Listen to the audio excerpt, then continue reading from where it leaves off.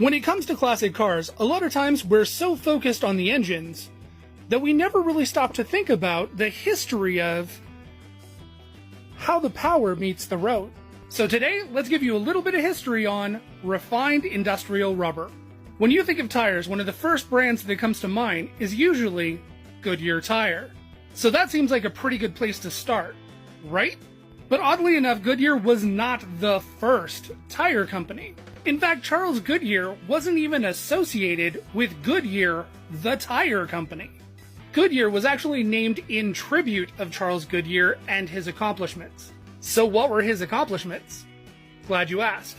I know you didn't, but we're going there anyway. So Charles Goodyear got fascinated in rubber in the 1830s. Being very interested in chemistry, he was looking at some products that had failed for a company called the Roxbury Rubber Company in Boston. This company was using the industrial rubber known at the time to make a weatherproofed boot. For those not following, rubber boots. The company had suffered from a large number of customer complaints and returns because the boots that they were making basically got old very quickly and started deteriorating. They also were very known to be sticky. This was a challenge that Goodyear pretty much jumped on, and for the next couple of years worked incredibly hard to try and find a solution to. Yeah, I said years, so I don't know if that boot company just kept making shit boots or what. I don't know. So Charles was absolutely obsessed with trying to find practical uses for the rubber that he created. And from what I'm seeing, he had to have been a fairly charismatic man.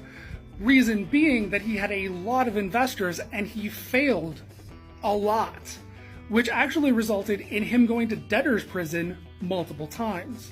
In 1839, he was working for the Eagle Indian Rubber Company in Massachusetts. Charles was mixing a batch of rubber and wasn't paying attention and accidentally got sulfur into the mix. He noticed that that batch had almost completely different properties than anything he had tried before. When he heated it up, it actually got harder, not softer. It didn't deteriorate and it wasn't sticky to the touch.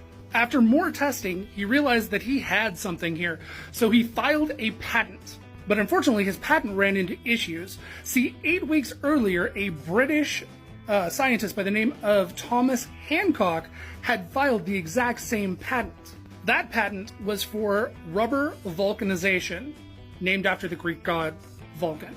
Now, Charles was able to get the US patent, but he would actually spend the majority of the rest of his life fighting for his patent rights outside of the US. A fight that unfortunately financially broke him and he died penniless.